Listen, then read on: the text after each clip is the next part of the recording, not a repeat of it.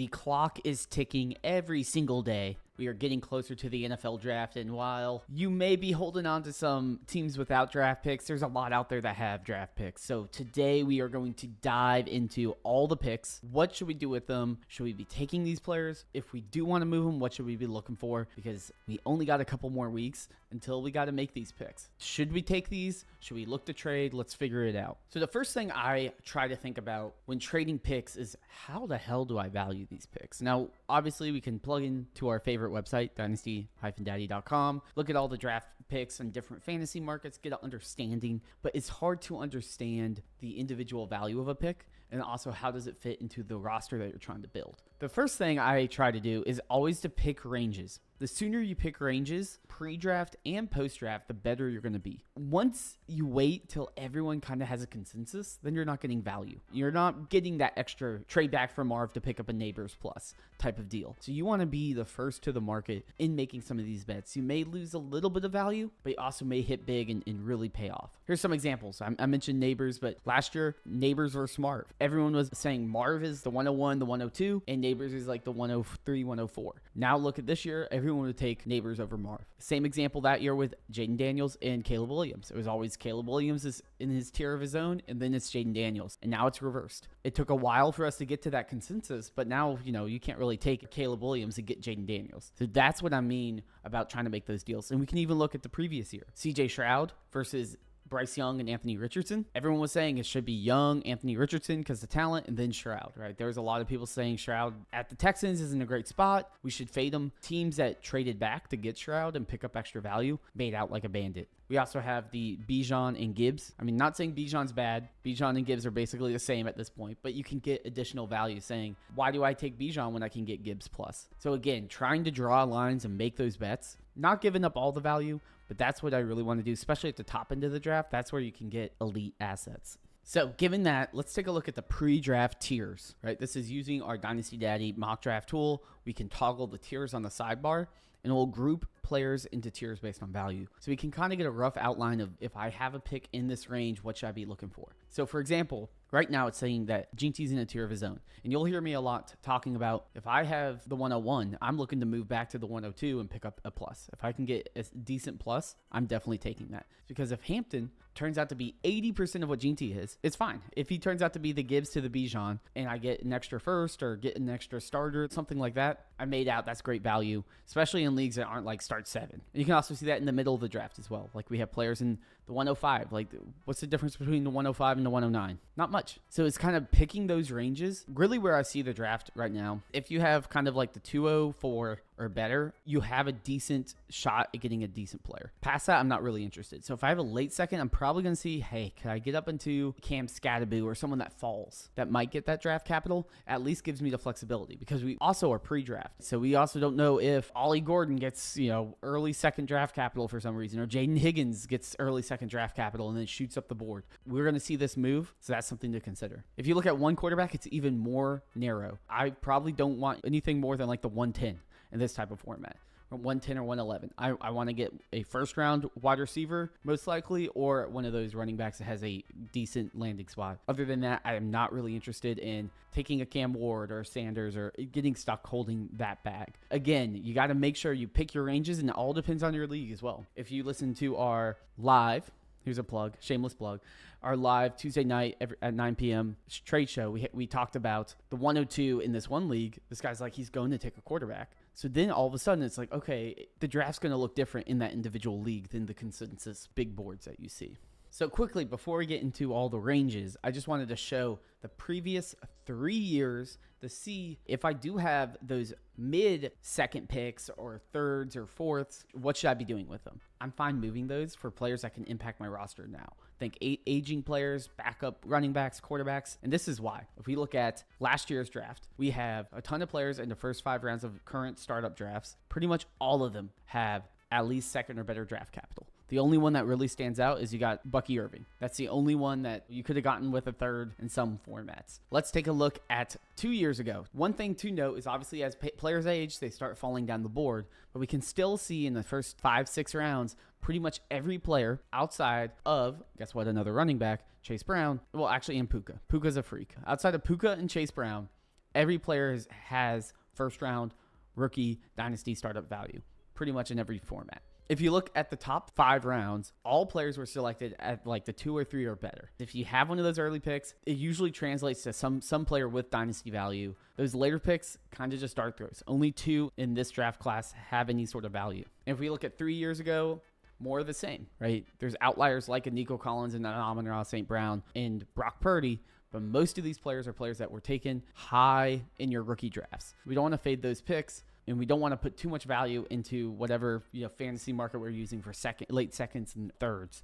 Those are great picks to use when trying to round out the bottom of your roster. Here's why you're here probably. You're like, okay, we get it. We're looking at all these old drafts. Stop going on about that. What about my picks? What do I do with my picks? What do I do with early firsts? There's probably 2 options I would be considering.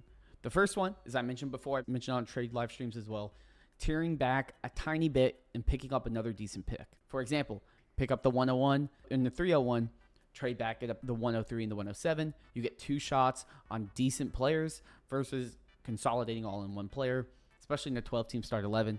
Another example is you're just like, I don't want to take the risk. What if GT doesn't hit? Let me just go out and get a player that is already hit, already an elite type of asset. Jalen Warren, the 101 for Pacheco and Amon-Ra St. Brown. In an 8-team start 10, I don't really care, right? I'm getting a superstar wide receiver, and in a shallow league like that, I'm definitely taking that. Another example, the 101 for Puka Nacua straight up. Again, you're locking yourself in to an elite player in that format. You're kind of getting rid of some of that risk. So those are deals I would consider for those early picks. The next range is those mid to late first, and this is where it really gets interesting. We just looked at all those drafts. It is typically great to take those picks. You end up hitting on players later in drafts that have value at discounts, right? Think Brian Thomas Jr., Xavier Worthy. We're going to have a lot of players that, people might be low on Luther Burden, and then all of a sudden he gets a great landing spot, performs really well, outshines expectations. Great examples like a Bo Nix last year. There are options, and these are picks I'm more likely to trade depending on my roster. 2 ways I'm looking at it. Either tier up to an elite player using an existing player and one of those later picks, or using one of those late picks to just make like one of those cheap discounted roster construction moves that kind of fits both teams' needs. So first, let's take a look at the tier up to elite player. An example here is sticking the 107 and Breece Hall together and getting Bijan, right? Obviously, there's a lot of talk about, is Breece Hall elite anymore? Well, you can get out of that uncertainty by just piecing on the 107 and going and getting, Bijan, who's seen as like an untouchable running back.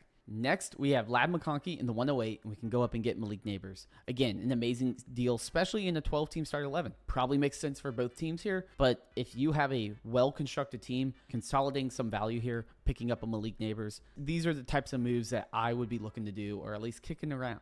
See what people think.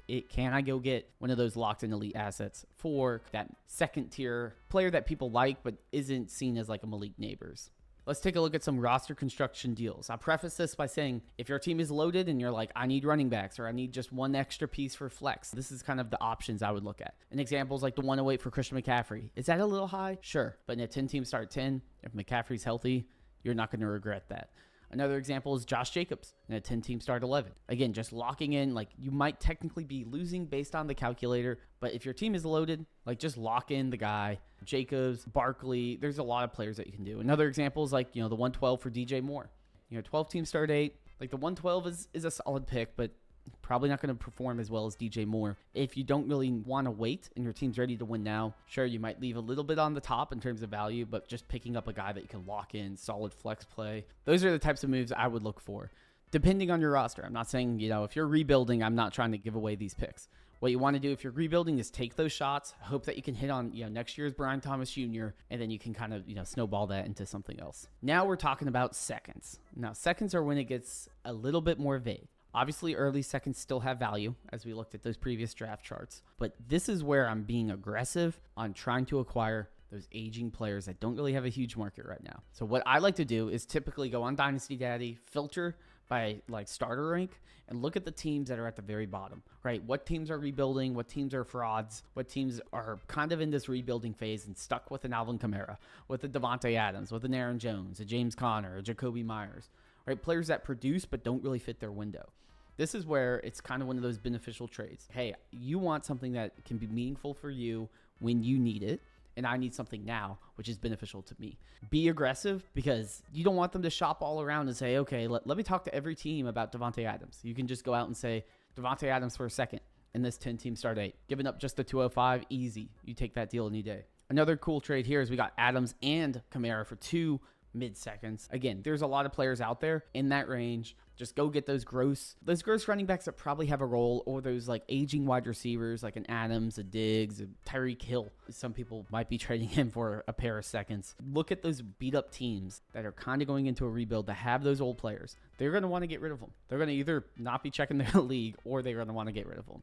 Quickly, we'll touch on thirds. Thirds have even a less hit rate than late seconds and mid seconds. But if you're stuck with a third, at this point, if you have to take it, take a running back in most formats. That's going to be the best bet. You could also look to trade for backup QBs in a Superflex league. Going out and buying, a Joe Flacco in something could make sense, right? Just building out some of that one injury away type quarterbacks if you don't want to end up taking it. One of my favorite deals with thirds is to do the throw in a third, get back a second type of deal. So, for example, if you have like a Geno or like a Darnold or something, you could do, Geno plus a third, pick up Derek Carr in a second, right? Really what you're trying to do is say, hey, I'm upgrading my third that I have to take this year, pick up a future second, and if you just tear down at a position, those are the types of deals I think are very underrated with thirds, using it to kind of tear up into a second, because seconds open up the 1-for-1 deals of players that can actually matter. Then you can take that second midseason, buy a producing running back on a bad team, something like that. But typically when you're getting into the current third range, it's hard to move them. It's hard to get any player that really matters. I'm not going to be trying to take a dart throw on some random wide receiver or anything. I'm looking to either trade into a future draft class, trade for some backup quarterbacks or running backs that I believe in, or use it in kind of one of these swap deals where you can trade a piece plus a third, get a second plus another piece back. That covers a high level of what I'd be looking at each of the ranges. And again, these are my opinions, right? So if you have different ranges and you're like, I actually think only the top 8 are valuable, I'm going to fade all these early seconds and late firsts, make that move now, right? Being different from kind of the consensus is going to be a way you can pick up additional value or kind of zig when everyone's zagging. Definitely do your research, get up to speed on everything. And as we get closer to the draft, just know that these picks, people want them. So knowing what the market wants in your league is super important. That pretty much wraps up what I have for today. Thanks again for supporting. If you made it this far, do all the YouTube stuff, like, comment, subscribe, and also check out our weekly Tuesday night at 9 p.m. live trade shows. They're really fun. We'll answer all your trade questions and we'll go into depth about different players. So definitely check that out. And until next week, I'll see y'all later.